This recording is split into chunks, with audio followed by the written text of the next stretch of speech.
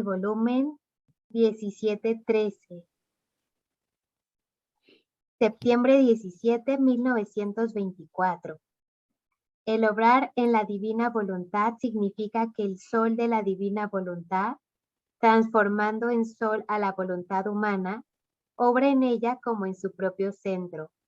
Jesús bendice estos escritos.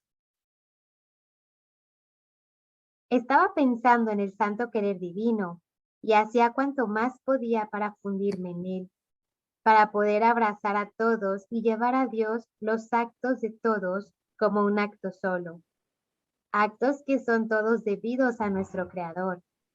Mientras esto hacía, veía abrirse el cielo y salir de él un sol, que hiriéndome con sus rayos, me penetraba hasta el fondo de mi alma, la cual herida por esos rayos, se convertía en un sol que expandiendo rayos hería aquel sol del cual había quedado herida. Y como yo continuaba haciendo mis actos por todos en el divino querer. Estos actos eran fundidos en esos rayos y convertidos en actos divinos, que difundiéndose en todos y sobre todos, formaban una red de luz, tal de poner orden entre el Creador y la criatura. Yo he quedado encantada al ver esto, y mi amable Jesús saliendo de dentro de mi interior, en medio de este sol me ha dicho. Esto tiene mucha relación con lo que el padre preguntaba hace un momento. O sea que y esta es la respuesta, ¿no? O sea, los rayos divinos, o sea, aquí está semblanteando como un sol con sus rayos. Vamos a ponerlo en la divina voluntad.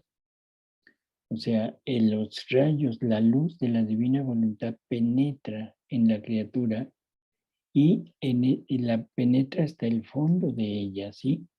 Y la convierte en sol, la convierte en divina voluntad.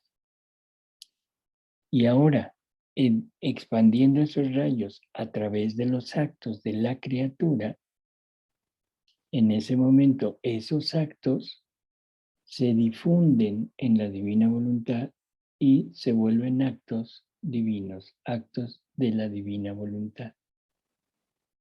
O sea, ese es el mecanismo. La divina voluntad abarca a la criatura, la abraza totalmente, la inunda de ella y le quita todo lo propio, todo lo que tenía como propio, que ya hemos hablado que son los atributos que Dios había puesto en el alma, en la voluntad, y la llena con los atributos divinos. Pero los atributos divinos solamente los mueve la divina voluntad. Entonces, ahora la voluntad del hombre quiere hacer un acto y jala con ella a la divina voluntad para que lo haga junto con ella. Y la divina voluntad tiene que actuar con todo lo que ella es. Y entonces el acto humano se convierte en acto divino y que se difunde en todos. O sea, no es nada más en la criatura, sino que como rayos de sol divino, como un acto de la voluntad divina, se difunde en todos, ¿sí? Y por eso dice, envolviendo a todos en esta luz. Y ese es el mecanismo por el cual la criatura puede sustituir el amor, la gloria, la alabanza que toda la familia humana debería de darle a Dios. Ahora la criatura lo hace ella sola, a nombre de todos. Entonces, Salvador, no se necesita especialmente decir o añadir, yo lo hago en el nombre de todos. Cuando estamos queriendo poner así como especificar, Padre, es válido. O sea, por ejemplo, decir, Señor, yo quiero con este acto, con estos actos que estoy haciendo, quiero reparar y quiero rehacer los actos de toda la familia humana. O sea, lo podemos hacer. Pero si no lo hacemos, recordar que la divina voluntad es un complejo, es unidad que no puede dividirse. Por lo tanto, cada vez que actúa con todo. Por lo tanto, actúa con su infinitud y su infinitud abarca a toda la familia humana. Entonces, aquel acto se extiende en todos, aunque no hayamos puesto la intención. Exactamente. La imagen del sol habla muy claro porque como Así el sol, los rayos se extienden en todos. Así es. Bueno, seguimos, Emita. Sí, doctor. Hija mía, mira cómo es bello el sol de mi voluntad. Qué potencia, qué maravilla. No apenas el alma se quiere fundir en ella para abrazar a todos. Mi querer transformándose en sol, hiera al alma y forma otro sol en ella. Y ella, conforme forma sus actos, forma sus rayos para herir al sol de la suprema voluntad. Ese es el intercambio de amor. O sea, el sol, o sea, la divinidad o la voluntad divina, como le queramos decir. O sea, penetra en el alma, hiere al alma, transforma al alma y la transforma en un sol igual que él. Entonces, ahora el alma va con su propia luz, porque ya es sol, con esa luz va a hacerlo exactamente lo mismo, pero hacia Dios. Y ahora Dios siente que el alma le está dando lo mismo que él, le está dando luz divina, amor divino, gloria divina, o sea, todo. Y esa es la interrelación de amor que Dios quiere entre criatura y creador. ¿Sí? Entonces dice, envolviendo, se forma sus actos, forma sus rayos para herir al sol de la suprema voluntad. Si nos vamos un poco más adelante, acuérdense que en una lectura Jesús dice, yo en naturaleza divina soy la misma voluntad divina. Entonces, ¿a quién estamos hiriendo? A Jesús. Pero no es a Jesús nada más el hombre, porque dice, yo en naturaleza divina, entonces estamos hiriendo al Verbo eterno. Y si estamos hiriendo al Verbo eterno, estamos hiriendo al Padre. Y si estamos hiriendo al Padre, estamos hiriendo al Espíritu Santo. O sea, ahora la Trinidad se siente herida por el amor de la criatura. Eso es lo que quiere. Cosa contraria cuando nosotros lo amamos desde nuestra voluntad. Creo que se ve la pequeñez, la infinitud del acto en la voluntad divina contra la miseria del acto de la voluntad humana. Creo que no hay forma de poder comparar. Doctor. Hola, Ismael, sí. Pero, ¿cómo adquiere importancia la voluntad humana dejándose transformar? O sea, esa parte donde se deja transformar porque es la que permite la apertura para que lleguen esos rayos al alma. Así es.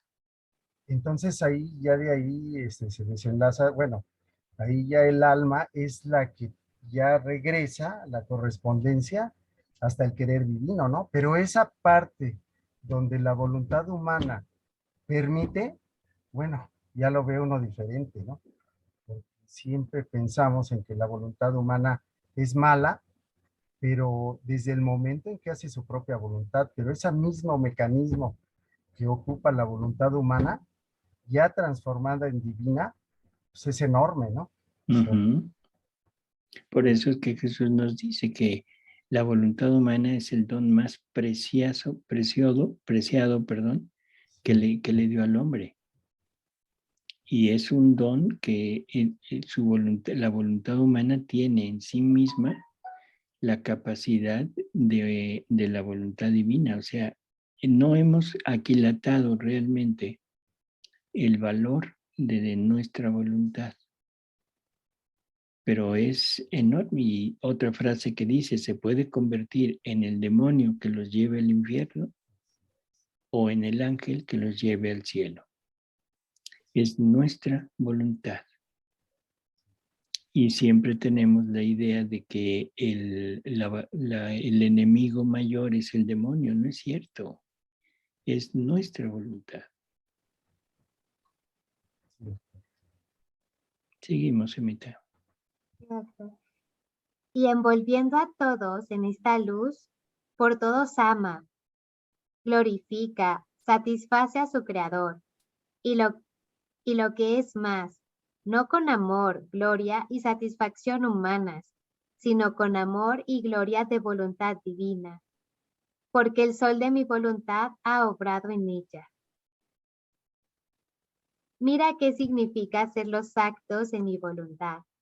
Esto es el vivir en mi querer, que el sol de mi voluntad, transformando en sola la voluntad humana, obre en ella como en su propio centro. Después, mi dulce Jesús iba tomando todos los libros escritos sobre su divino querer y los ponía juntos, se les estrechaba al corazón y con una ternura indecible ha agregado: bendigo de corazón estos escritos, bendigo cada palabra, bendigo los efectos y el valor que ellos contienen. Estos escritos son una parte de mí mismo. Después, ha llamado a los ángeles, los cuales se han puesto rostro en tierra a rezar. Y como estaban presentes dos padres que debían ver los escritos, Jesús ha dicho a los ángeles que tocaran sus frentes para imprimir en ellos el Espíritu Santo y así infundirles la luz para poderlos hacer comprender las verdades y el bien que hay en estos escritos. Los ángeles lo han cumplido y Jesús, bendiciéndonos a todos, ha desaparecido. Ay, ojalá y nos mande unos cuantos por acá. Unos cuantos Eso le iba a angelitos. decir, doctor, que si podemos hacerlo eso. Mande. Si podemos pedirlo eso. Pues sí, pedirle que nos abra la mente, ¿verdad? Sí, a Bueno, todos y también a los sacerdotes. hay una lectura muy interesante que habla exactamente del conocimiento, de la capacidad de poder entender. Y como que parece medio raro porque dice que cuando la criatura vive en la divina voluntad, es cuando esta divina voluntad nos va a dar la ciencia infusa. Y esta ciencia infusa es la que nos va a dar la posibilidad de comprender a Dios. Entonces, mientras no tengamos la divina voluntad de nosotros como vida, parece absurdo, pero no tendremos el conocimiento de lo que estamos haciendo y ni de quién es Dios. Pero también al mismo tiempo esto nos explica lo siguiente. Cuando Jesús dice, a ver, ¿quieres vivir en mi voluntad? Si de veras lo quieres, si estás decidida, estás dispuesto a vivir en mi voluntad, ya está hecho. No pone conocimiento, no pone nada. Nada más dice, ¿estás dispuesto? ¿Realmente lo quieres? Adelante, ya está hecho. Y si la persona que hizo esto y empieza a hacer esos actos, en ese momento empezamos a tener la posibilidad de que la divina voluntad nos vaya infundiendo verdades, nos vaya infundiendo su luz. Este es el ángel que nos toca la frente, no solo la frente, nos toca todo, y vamos a ir comprendiendo las verdades de la divina voluntad. Esto es totalmente al contrario de lo que el hombre necesita hacer en la parte humana. Nosotros para entender algo, o sea, para vivir algo necesitamos entenderlo. Lo de Dios necesitamos vivirlo para poderlo entender. ¿Sí se entiende? Ujú. Por lo tanto, la parte fundamental para llegar a vivir en la divina voluntad es la disposición, estar dispuestos. ¿Y dispuestos a qué? A la renuncia de todo lo nuestro. Y eso es lo que nos va a ir introduciendo, y en la medida que vayamos obteniendo estos pequeños actos de voluntad divina en nosotros, esos nos van a ir infundiendo esa sabiduría para entender a Dios, para entender lo que nos está dando. Doctor, Sí, pero dice Jesús que estos escritos son parte de él, ¿verdad? sí. Entonces, los escritos son amor, pero un Ujú, amor verdadero. Entonces, si ellos están dispuestos a darse a la criatura, ujú, pero la criatura, para poder entender y corresponderle ese amor verdadero, lo tiene que hacer vida, porque así es. desde la parte humana nunca lo vamos a poder entender. Entonces ahí donde Ujú. viene el enamoramiento, ¿no, doctor? Por eso yo No, creo Luisa, ¿o no? ¿No es eso? no, bueno, el enamoramiento viene gracias a que vamos empezando, nos va mostrando lo que Él es. Sí, O sea, es recíproco, ¿no? sí, es la Le dice, correspondencia. así, le dice a Luisa que por eso exactamente fue que primero la enamoró de Él. Ah, ok, O sea, todo lo sí, que hacía Jesús con Luisa era cortejarla y enamorarla. Porque una vez enamorada de Él, ella ya no se iba a oponer a los sacrificios que Él tenía preparados para ella, para mayor gloria de Él y bien del alma de Luisa. Entonces, si empezamos este querer vivir en la divina voluntad desde la renuncia, desde el sacrificio, o sea, sin tener idea de lo que vamos a obtener, va a ser muy difícil aceptarlo y lo más probable es que nos salgamos, porque vamos a decir, no, no, no, no, esto va en contra de mí. Pero si primero nos vamos llenando de Él, en ese momento vamos teniendo la seguridad de que es verdad lo que me está diciendo, que vale la pena porque quiero estar con Él. Ya no me interesa lo que voy a ganar, me interesa Él. Y la prueba es Luisa. Luisa, aún ya en los últimos volúmenes, con todo el conocimiento que tenía de la divina voluntad, se quejaba por no tener la presencia sensible de Jesús. ¿Sí? O sea, que era tan fuerte ese enamoramiento que ella tenía de Jesús, presencia sensible, que todo lo demás, o sea, lo amaba, lo estimaba, era su vida, pero más que eso, era la presencia sensible de Jesús.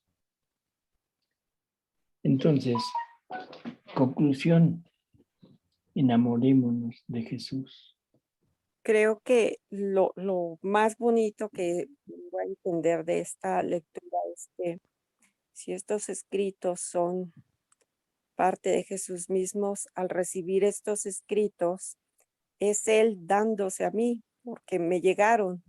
Entonces, es Jesús quien llega a mí, llenándome de los conocimientos del libro del cielo, de lo que me estoy llenando es de Jesús.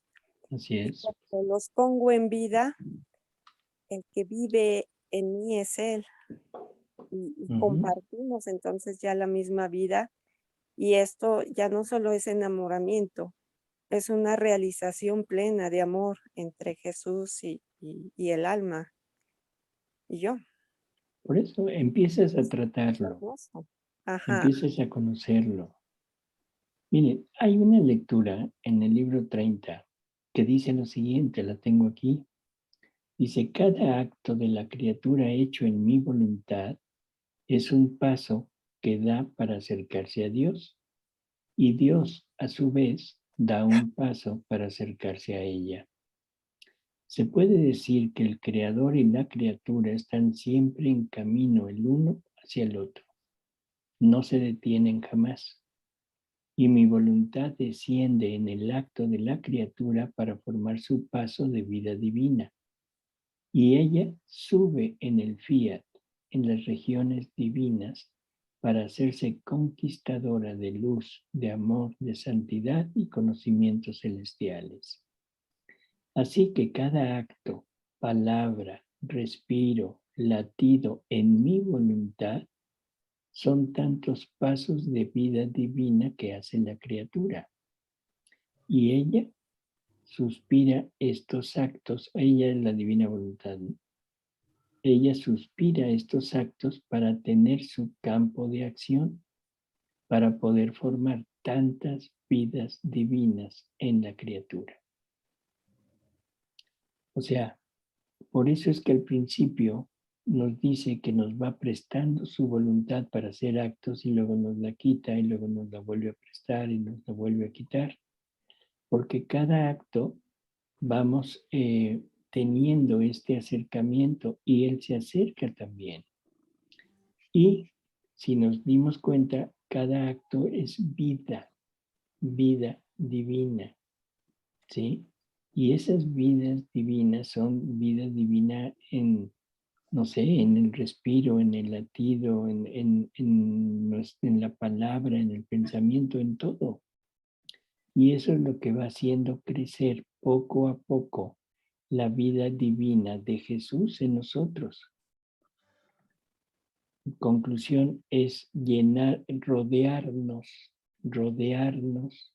de la fe, ¿se acuerdan? De aquella parte donde le dice a un sacerdote, déjate rodear por la fe como una barca rodeada por el mar.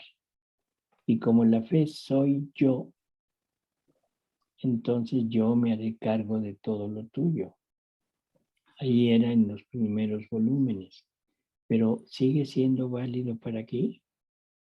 En la medida que vayamos apropiándonos de vida divina de Jesús, vida divina de luz, vida divina de palabra, vida divina de pensamiento, vida divina de paso, de latido, vamos como completando, si se pudiera decir, la vida de Jesús en nosotros. Y en la medida que esto crece, en esa medida es como crecemos en cuanto a vida divina nuestra, en cuanto a la capacidad de poder recibirlo cada vez más y la capacidad de poderle corresponder en totalidad. Y ahí es donde la ciencia infusa, que decíamos hace un momento, nos hará comprender perfectamente lo que está pasando. Porque ahorita lo podríamos pensar y decir, bueno, sí, qué bonito, pero no tenemos la magnitud inmensa de lo que quiere decir esa unión de vida con Él, esa unión de potencia, esa unión de sabiduría, esa unión de amor, esa unión de obras, esa unión de atributos.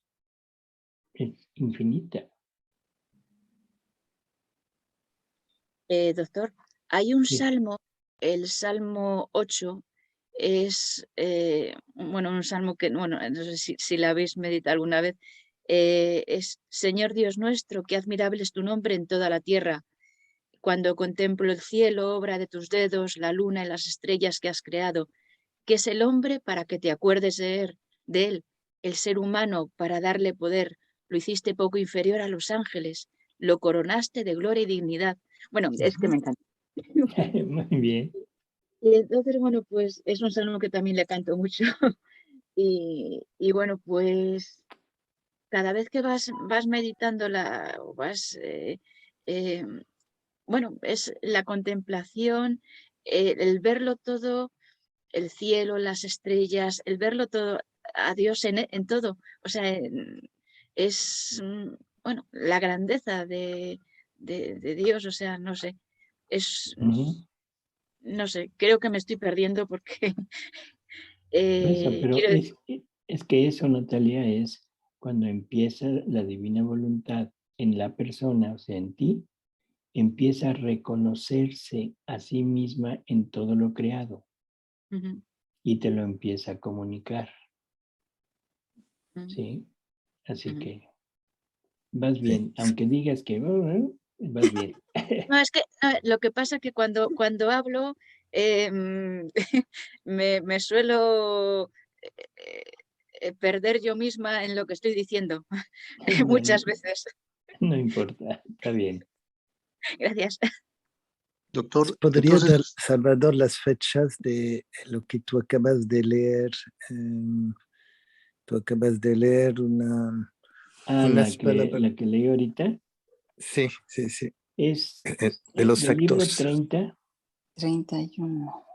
No, 30. 30, 31. No, 32. Ah. 30-32 de mayo 30 de 1932. Es el volumen 1714, septiembre 18, 1924. Diferencia que hay entre el vivir en la voluntad de Dios y al hacer la voluntad de Dios. Para entender qué cosa quiere decir vivir en la divina voluntad, se debe disponer al más grande de los sacrificios, que es el de no dar vida aún en las cosas santas a la propia voluntad. Ojo con eso, porque hasta en el título ya empezamos con problemas. Sí. No darle vida, ¿sí? Aún en las cosas santas. No se refiere a lo mundano, se refiere a lo santo. A lo santo, claro, desde la voluntad humana. Empezamos. Sí. Estaba pensativa acerca de lo que está escrito sobre el vivir en el divino querer y pedí a Jesús que me diera más luz para explicarme mejor y así poder aclarar más a quien estoy obligada a hacerlo, este bendito vivir en la divina voluntad. Y mi dulce Jesús ha dicho, hija Espérame mía. tantito. Esto, por favor, esto es de todos los días y ya lo habrán notado ustedes. Cuando quieren hablarle a alguien de la divina voluntad, ¿qué pasa? Que todo mundo pone cara de juata. Y ustedes se hacen, bueno, revolución en su cabeza y le vuelven a explicar con otras palabras y la cara aumenta. ¿Juá? Sí. O sea, no, como que no hay forma. Luisa se lo está diciendo a Jesús, pero ¿a quién se lo decía Luisa? Al sacerdote. Luisa nunca comunicó esto a nadie, o sea, que no fuera al sacerdote. Ya después, cuando el sacerdote ya lo veía, le aseguraba que era palabra de Jesús y todo, entonces ella ya tenía más libertad. Y aún así eran contadas ocasiones que hablaba con alguien de esto. Bueno, entonces, seguimos. Hija mía, no se quiere entender. El vivir en mi voluntad es reinar. El hacer mi voluntad es estar a mis órdenes. Lo primero es poseer. Lo segundo es recibir mis órdenes y cumplirlas. El vivir en mi querer es hacer suya mi voluntad como cosa propia. Es disponer de ella. El hacer mi voluntad es tenerla en cuenta como voluntad de Dios, no como cosa propia, ni poder disponer de ella como se quiere. El vivir en mi voluntad es vivir con una sola voluntad, la cual es la de Dios, la cual, siendo una voluntad toda santa, toda pura, toda paz, y siendo una sola voluntad la que reina, No hay contrastes, todo es paz. Las pasiones humanas tiemblan ante esta suprema voluntad y quisieran rehuirla. No se atreven a moverse ni a oponerse, viendo que esta santa voluntad tiemblan cielos y tierra. Y es que ante esta voluntad, ¿no? Así, viendo que ante esta voluntad tiemblan cielos y tierra. Entonces, no se quiere entender. Hay otra lectura en donde él dice más o menos lo mismo, pero empieza con decir, no es que no se entienda, es que no quieren entender. Cuando la persona se aferra a lo que ya conoce, cuando la persona quiere enmarcar esto con la parte anterior, es el fracaso total. Y aquí entra aquellas palabras de Jesús. Vino nuevo en odres nuevos. Vino viejo en odres viejos. Si pones el vino nuevo en el odre viejo, se echa a perder el odre y el vino. El odre es la criatura. Viejo no en edad, sino en lo que posee de sus conocimientos, de sus costumbres, de todo lo que piensa que es lo adecuado. ¿Sí? No que sea malo, porque estamos hablando de santidad humana, pero es viejo, es vieja, una santidad vieja, que no es la santidad final a la que Dios nos quiere llevar. Y aquí debemos entender que a Adán no le dio ninguna ley, no había leyes, no había mandamientos. A Adán no le dio ningún sacramento, o sea, ningún sacramento, eso que tanto apreciamos en la actualidad, pero Adán no tenía ningún sacramento. Entonces, la pregunta es, ¿por qué? O sea, Dios se equivocó y por eso es que Adán pecó, porque no tenía eso. No, es que no había necesidad ni de leyes, ni de sacramentos, ni de nada. Adán vivía en la vida divina. Es como si dijéramos, es que Dios necesita tener una ley para seguirla. Es que Dios necesita sacramentos. O sea, es un absurdo. Bueno, pues eso es lo que necesitamos entender, que la divina voluntad es comunidad de vida con Dios. Y más que comunidad, unidad de vida con Dios. Entonces, esto no se quiere entender porque luego entra el choque con lo anterior y rompe el odre. Y el vino se tira y el odre queda totalmente destruido. Es que son unos herejes, son unos heréticos, esto es New Age, le quieren volver dioses, en fin, toda una serie de tonterías, pero es que no quieren entender. No es que no se entienda, no quieren entender. Y se aferran a esas ideas y son necios, no hay otra palabra, necios, obstinados en lo que conocen. Seguimos. Así que el primer paso del vivir en el querer divino, ¿qué hace? Poner el orden divino en el fondo del alma, vaciarla de lo que es humano, de tendencias, de pasiones, de inclinaciones y de otras cosas. Ojo con esto. Esto también es importante. El desapego no lo logramos nosotros.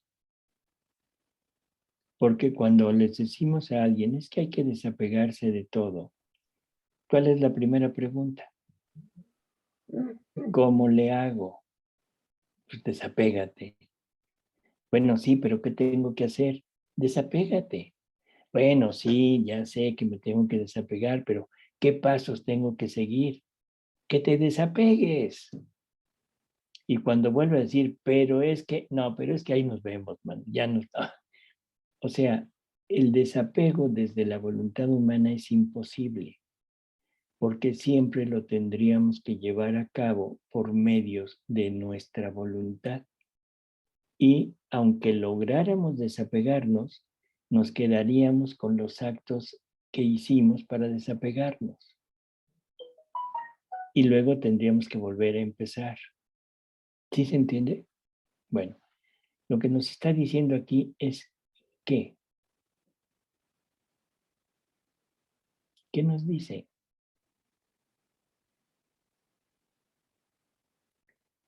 Que la divina voluntad, el primer paso del vivir en el querer divino, que son los primeros actos, cuando Jesús me dice, ¿estás dispuesto? Sí. No sabes nada, pero ¿quieres? Sí. Ah, órale, adelante. Ahí me da su voluntad y empiezo a caminar con la divina voluntad. Di 1, 2, 3 pasitos y me la vuelve a quitar, y luego otra vez y me la vuelve a quitar. Bueno, ¿qué está pasando? Lo que dice aquí. El primer paso del vivir en el querer divino pone el orden divino en el fondo del alma, o sea, la vacía de lo que es humano, de tendencias, de pasiones, de inclinaciones y de otras cosas. Esto es una señal clarísima para saber si estamos por buen camino, viviendo o no, empezando a vivir en la divina voluntad. Si me tengo que estar peleando con lo mío, eso quiere decir que la divina voluntad no ha entrado todavía en mi alma y no está haciendo esto. Si volvemos al ejemplo de la barca de hace un momento, acordémonos que uno de los gozos espirituales, o sea, que nos va a dar cuando estemos rodeados por Él, es el desapego total de todo. O sea, el desapego es un don, no es un logro. Seguimos, Amita. Doctor, Sí. por eso es que ahora duele pecar, o sea, por eso es que ahora al pecar sentimos que lastimamos a Dios y es un dejar de pecar, también es un desapego, Claro. ¿sí? Pero ¿podemos dejar de pecar completamente o por tener esa voluntad humana nunca vamos a dejar de pecar? Entonces nunca podríamos entrar a vivir plenamente en la divina voluntad. No, o sea, recordemos una cosa, el pecado es el llevar nuestros atributos al mal. ¿Cuáles son nuestros atributos? Ya hemos hablado, son las miserias. Las miserias me sirven para lograr virtudes o para lograr pecados. Porque si mi voluntad me lleva hacia la desobediencia, estoy pecando. Pero si mi voluntad se opone a esa desobediencia y quiere obedecer, me está llevando a la virtud. O sea, es ese camino doble. Por lo tanto, es mi voluntad la que está decidiendo. ¿Sí? Y cuando yo no quiero pecar, ya es una señal muy buena de que cuando menos, ya sabemos que lastimamos a Jesús y por amor a Él no queremos hacerlo. ¿Sí? Ajá, sí, Y luego, gracias. si tenemos la divina voluntad de nosotros, el dolor de Jesús lo sentimos como propio. Que esa es otra de las cosas. Alguna vez Luisa se duele de sus pecados y le dice a Jesús, le dice, no quiero este dolor, dame tu dolor por los pecados. Y Jesús le da el dolor de él por el pecado. Y entonces Luisa entiende lo que Jesús siente cuando se peca. Esto es para todos nosotros, porque en el momento que la divina voluntad esté como vida en la criatura, el pecado que lastima a Jesús, ese dolor, ese sufrimiento de Jesús, se transmite por la divina voluntad a la persona. Y entonces la persona está sintiendo el mismo dolor de Jesús. Lógico, en ese momento decimos, ya no quiero pecar.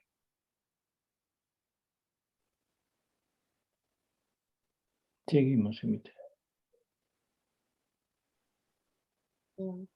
En cambio, el hacer mi voluntad es vivir con dos voluntades. Y cuando doy las órdenes de seguir la mía, la criatura siente el peso de su voluntad que le pone contrastes. Y a pesar de que siga las órdenes de mi voluntad con fidelidad, siente el peso de la naturaleza rebelde, sus pasiones e inclinaciones. Y cuántos santos, a pesar de que han llegado a la perfección más alta, sienten esta su voluntad que les hace guerra, que los tiene oprimidos, y muchos están obligados a gritar: ¿quién me librará de este cuerpo de muerte? Ya saben quién dijo eso, ¿verdad? Sí. San Pablo. Seguimos. Esto es, de esta mi voluntad que quiere dar muerte al bien que quiero hacer. El vivir en mi voluntad es vivir como hijo. El hacer mi voluntad es vivir como siervo. En el primero, lo que es del Padre es del Hijo, y muchas veces hacen más sacrificios los siervos que los hijos. A ellos les toca exponerse a los servicios más fatigosos, más humildes, al frío, al calor, a viajar a pie. En efecto, ¿cuánto no han hecho mis santos para seguir las órdenes de mi voluntad? En cambio, el Hijo está con su Padre, tiene cuidado de él, lo alegra con sus besos y con sus caricias. Manda a los siervos como si lo hiciera su Padre. Si sale, no va a pie, sino que viaja en carroza. Y si el Hijo posee todo lo que es del Padre, a los siervos no se da otra cosa que la paga por el trabajo que han hecho. Y quedan libres de servir o no servir a su patrón. Y si no lo sirven, no tienen más derecho de recibir ninguna otra compensación. En cambio, entre padre e hijo nadie puede quitar estos derechos, que el Hijo posee los bienes del Padre. Ninguna ley, ni celeste ni terrestre, puede quitar estos derechos, ni desvincular la filiación entre Padre e Hijo. Hija mía, el vivir en mi voluntad es el querer que más se acerca al de Es los... el vivir. Hija mía, el vivir en mi voluntad es el vivir que más se acerca al de los bienaventurados en el cielo. Y es tan distante de quien hace mi voluntad y está fielmente a mis órdenes. Cuánto es distante el cielo de la tierra, cuánta distancia hay entre hijo y siervo, entre rey y súbdito.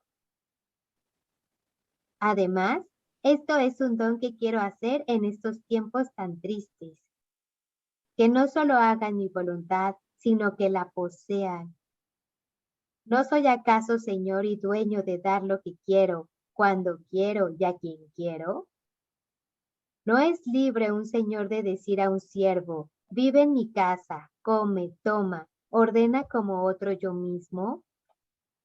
Y para hacer que nadie pueda impedirle la posesión de sus bienes, se legitima a este siervo como hijo y le da el derecho de poseer. Si esto puede hacer un rico, mucho más puedo hacerlo yo. Este vivir en mi querer es el don más grande que quiero dar a las criaturas. Mi bondad quiere siempre más desahogarse en amor hacia ellas, y habiéndolas dado todo, y no teniendo más que darles para hacerme amar, quiero hacer don de mi voluntad, a fin de que poseyéndola, amen el gran bien que poseen. No te asombres si ves que no comprenden.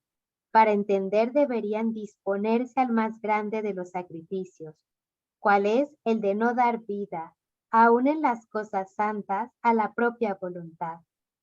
Solo entonces sentirían la posesión de la mía, y tocarían con la mano qué significa vivir en mi querer. Tú sé atenta y no te fastidies de las dificultades que te ponen, y yo poco a poco me haré camino para hacer comprender el vivir en mi voluntad. Bueno, creo que es muy entendible todo lo que se dijo.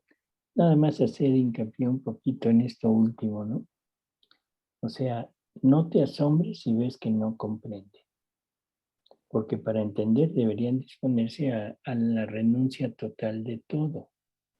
¿Sí? Y cosa curiosa, solamente entonces sentirán la posesión de la mía. Y siempre estamos preguntando, ¿y cómo sé que ya vivo en la divina voluntad? ¿Y realmente voy a sentir que son actos divinos? ¿Y cómo me doy cuenta si son actos divinos? Bueno, te vas a dar cuenta cuando ya estés haciendo actos divinos, porque vamos a sentir, fíjense en lo que dice, tocarían con la mano qué significa vivir en mi querer. ¿Qué quiere decir eso? Que de repente vamos a entender, a sentir perfectamente que mi acto se está extendiendo en el acto de toda la familia humana, que mi acto se está fundiendo en el acto divino y está obteniendo los mismos dones, los mismos atributos del acto divino, que estamos correspondiéndole a la divinidad, a Dios, con lo mismo que Él nos da. Eso es sentir, tocar con la mano. Lo vamos a percibir. ¿Cuándo? Cuando vivamos en la divina voluntad. Mientras no tengamos esta vivencia, esta sensación de vida, definitivamente no hay posibilidades de entender que estamos viviendo y haciendo actos divinos. Sí, buenas noches, Salvador. Ay, padre, Tengo buenas noches. una duda.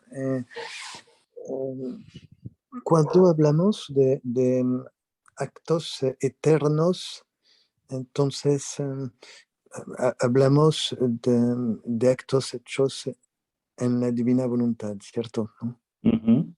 Así es. Sí, eso es, no más. Era un poco mi duda entre los actos hechos de piedad y los actos hechos en la divina voluntad. Era un poco mi duda. Sí, es exactamente eso. Si nos recordamos, Padre, la divina voluntad es el motor de Dios. Entonces, todos los actos de Dios son eternos porque son realizados desde la voluntad divina. Y cuando esta voluntad divina se pone en la criatura, entonces transforma el acto temporal de nosotros en un acto eterno. Así es. Solamente por la intención, la intención basta, ¿no? Es eso, ¿no?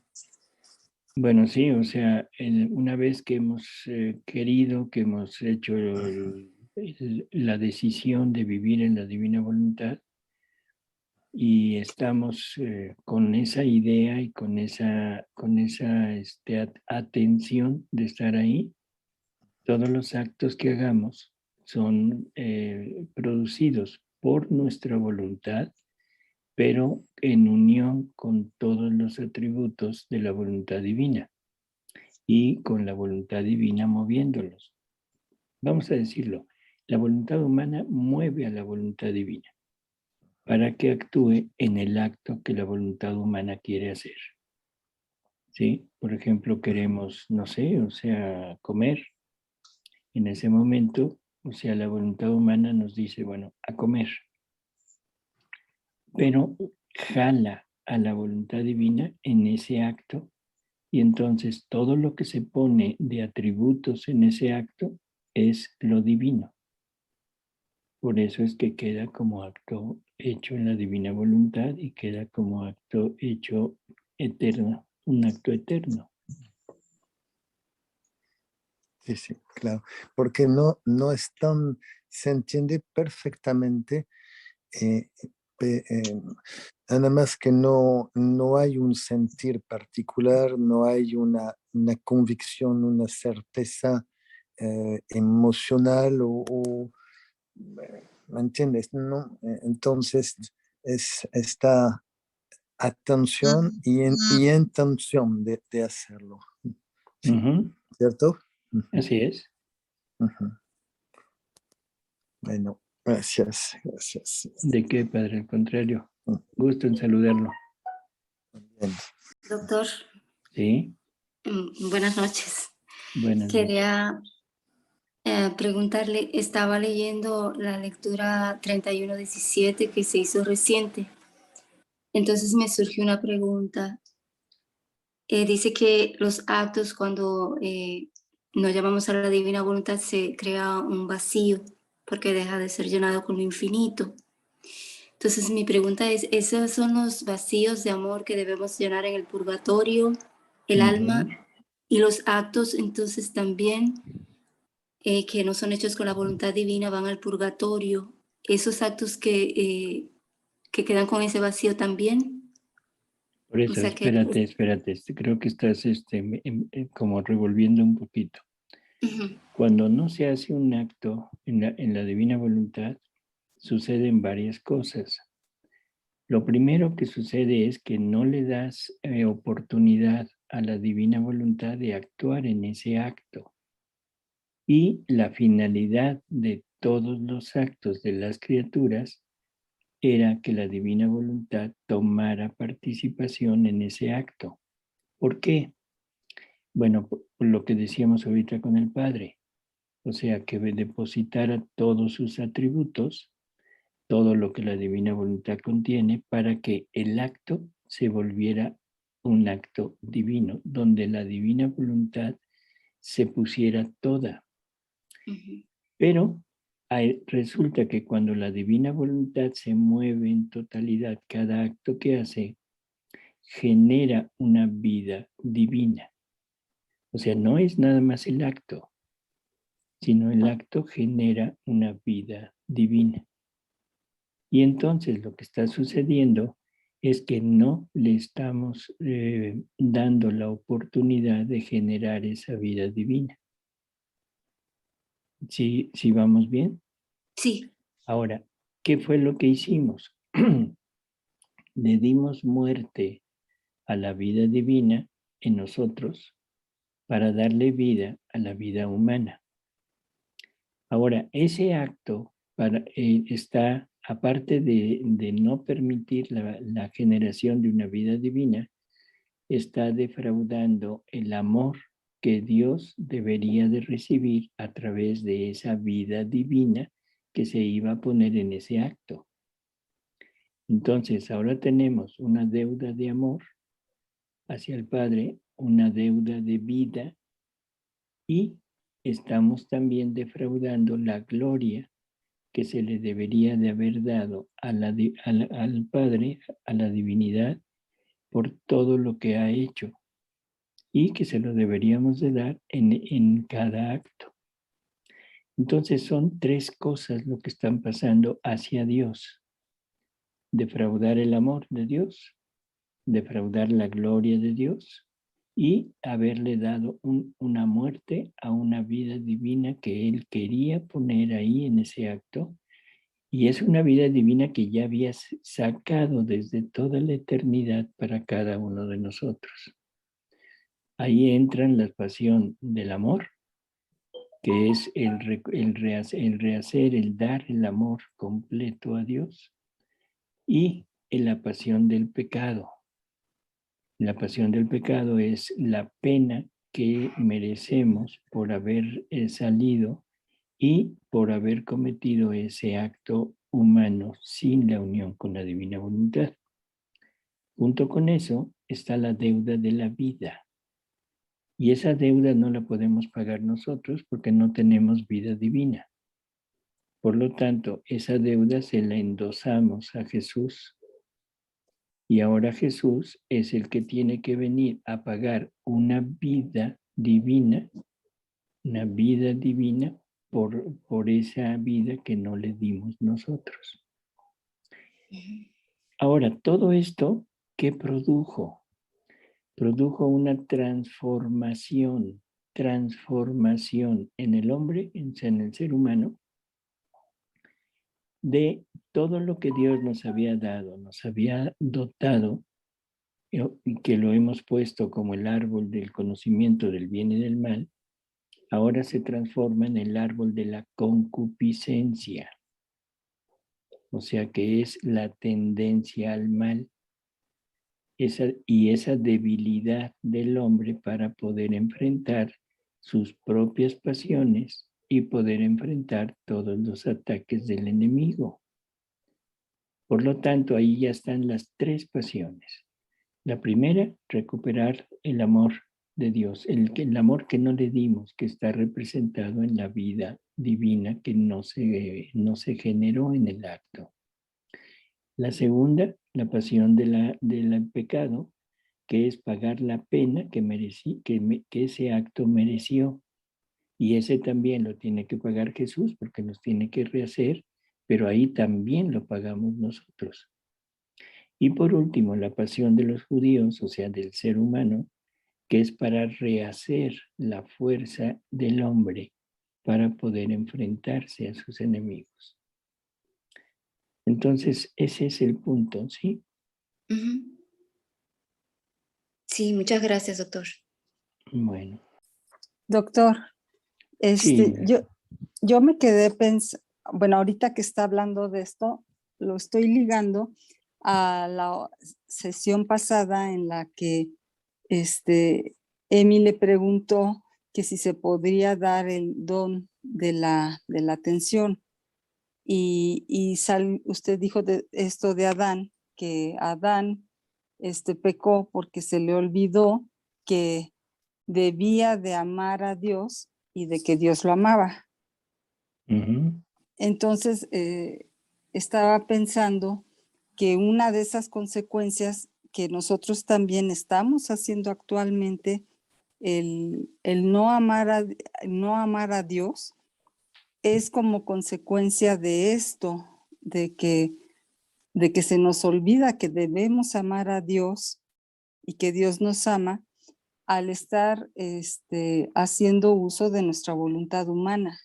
Así es. Y por eso metimos a la concupiscencia. Porque la concupiscencia es la que nos lleva a desear la parte humana. O sea, si entendemos que de todo lo que es contrario a Dios, que son los actos que no deberíamos de hacer, son llevados a cabo por amor, pero por amor a satisfacer mis necesidades físicas, mis necesidades de mi naturaleza. O sea, la gula, la envidia, la avaricia, la desobediencia, todo lleva como finalidad satisfacerme a mí, ¿sí? Incluso hay una pasión, una miseria que está, yo digo ahí sí, inducida por el enemigo, que es la soberbia. La soberbia es el enemigo que llega y nos dice, es que tú puedes, tú eres, ¿sí? Y somos muy dados a decir, yo soy. No en el sentido humano decir, yo soy ingeniero o yo soy esto, sino yo soy, yo las puedo todas, yo hago de mi vida lo que yo quiero. Siempre hemos pensado que hemos hecho de nuestra vida lo que nosotros hemos querido. Y pues sí es verdad, pero eso ha sido en contra de lo que Dios quiere. O sea, nos hemos puesto a vivir lo que mi voluntad humana ha querido que yo viviera. ¿Sí? Y a veces nos resulta muy difícil poder luchar contra eso. Ya en varias ocasiones hemos preguntado que si alguien alguna vez ha tenido una pasión, ¿qué le ha costado el quitársela? Bueno, si es que se la logró quitar. ¿Sí? Vamos a ponerlo más o menos en comparación con un vicio. O sea, hay vicios no hay vicios menores, pero vamos a decir vicio menor, chiquito, fumar.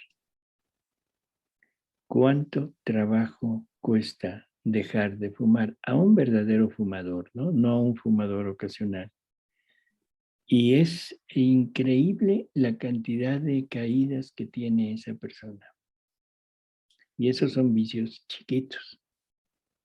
Cuando entra el demonio y mete ideas obsesivas, vamos a poner aquí ya en pasionales, entonces, aparte de querer una satisfacción de tipo personal, físico, entra una dependencia obsesiva de otra persona.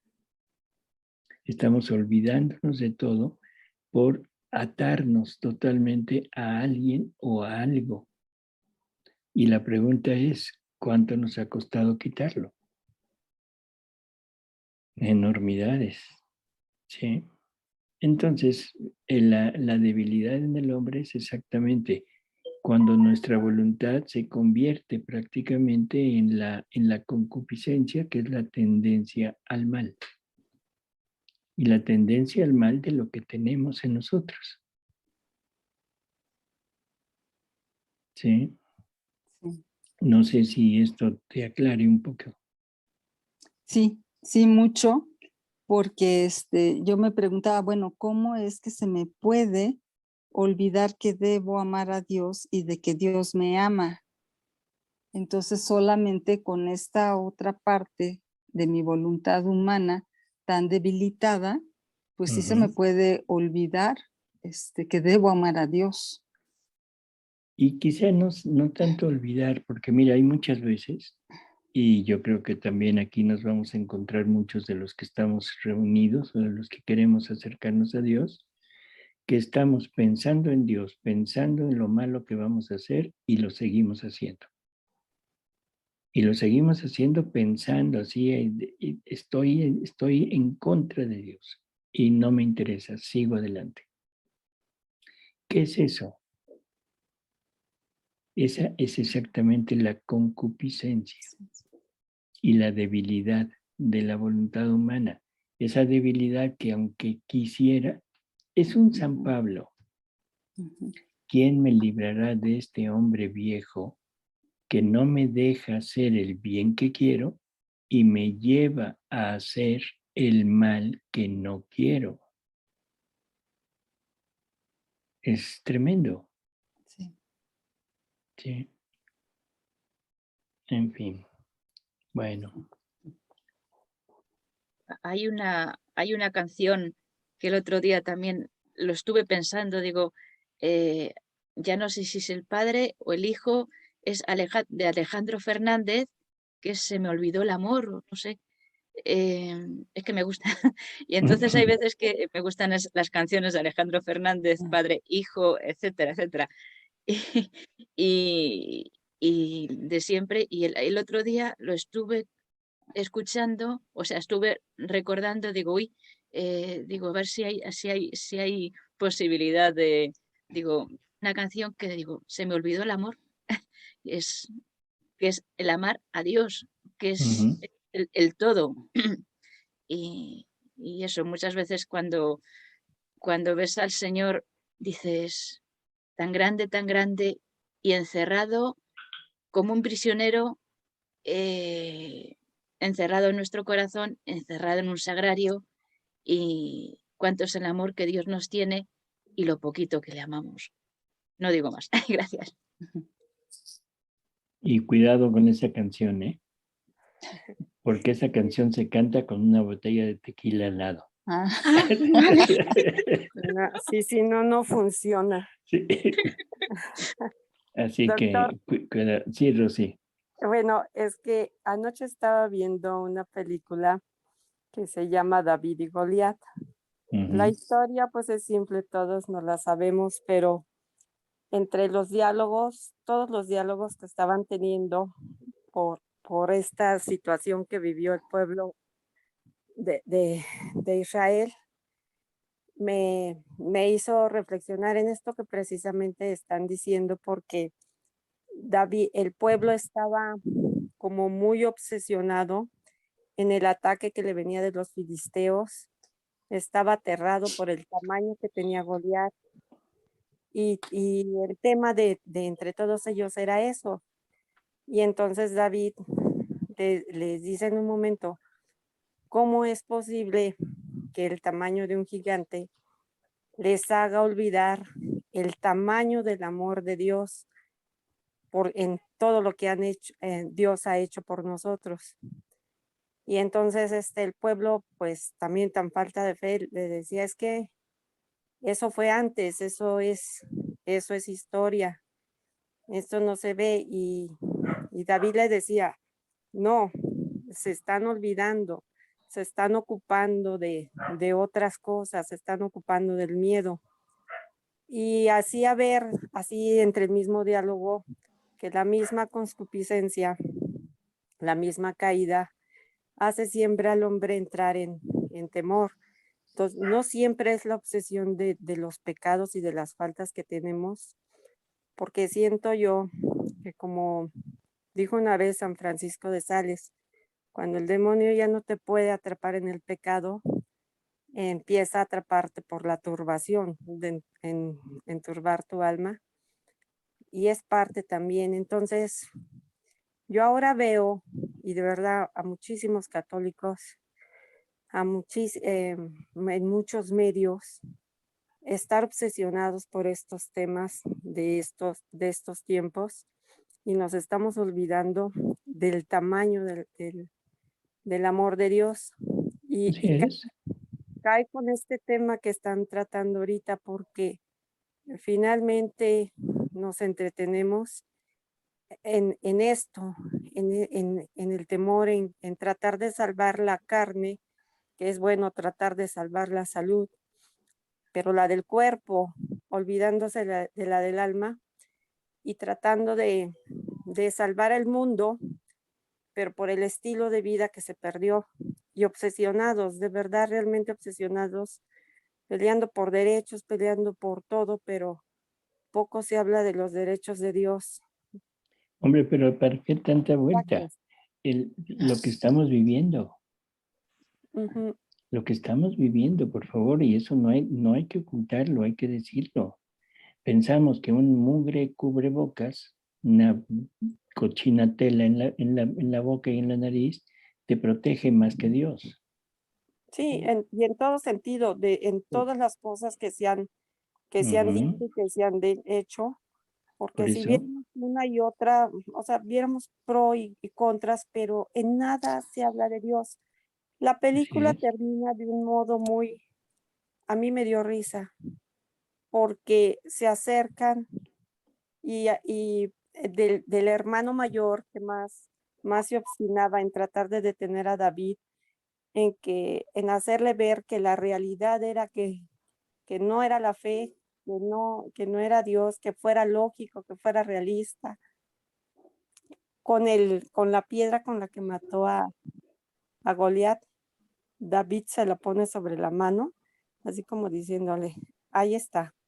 Y se lo dijo, no fue la piedra, fue el nombre del Señor el que nos salvó en esta piedra. Y entonces fue cuando el pueblo volvió a la fe, pero nos olvidamos del amor de Dios y estamos cayendo en la misma trampa. Cayó Adán cuando se olvidó de amar a Dios, y que ha pasado en la historia. Así es. El día de ayer, en el programa de ahí con el Mundo Católico, o sea, hablábamos y les proponíamos, por favor, que pensaran en el profeta Jeremías, que lean a Jeremías. O sea, es extremadamente, no sé qué decir, si triste o extremadamente inverosímil, o incluso hasta causa risa y decir bola de bip, ¿sí? A todo el pueblo de Israel. Se la pasa continuamente Dios elogiando al pueblo, llevándolo, mimándolo. De repente el pueblo dice, no, ya este Dios no, y empiezan a fabricarse sus propios dioses o a buscarse dioses. Entonces Dios les advierte, no le entienden, les lleva a pueblos que los dominen, que los esclavicen, que los destruyan. Ay, ya se arrepienten de no sé cuántas cosas y después otra vez Dios volviéndolos a rehacer, volviendo a estar y después de un tiempo se vuelven a oponer. Hombre, es increíble, pero la historia del pueblo de Israel es exactamente la historia de cada uno de nosotros. Así De es. cada uno de nosotros. Por eso es que si leemos, todos los profetas, pero Jeremías es así como muy específico, porque todas sus profecías van por ahí. Todo lo que Dios le habla, le dice, va exactamente en este sentido. Y esa es la concupiscencia. El amor a Dios en el hombre desafortunadamente se da cuando viene la desgracia. Pero en el momento que la desgracia pasa y empieza la bonanza, esa bonanza que Dios da, ahí se olvida uno de Dios, porque en ese momento piensas que lo mereces. Y esa es la tontería de los judíos, que se piensan especiales, que se piensan que se merecen todo porque son el pueblo escogido. No se han dado cuenta que ningún escogido, no eran pueblo. Fue un pueblo que Dios formó. Pero eso no lo aceptan. Ellos son pueblo y Dios los escogió por, quién sabe por qué, pero los escogió por eso. Digo, total y absolutamente ilógico. De acuerdo. En fin. De acuerdo. Vamos a leer Jeremías. Es interesante, en verdad es interesante. Es nuestra vida, nuestra propia vida, reflejada en el pueblo judío de hace miles de años. Y el sentir de Dios reflejado en el profeta. Así es.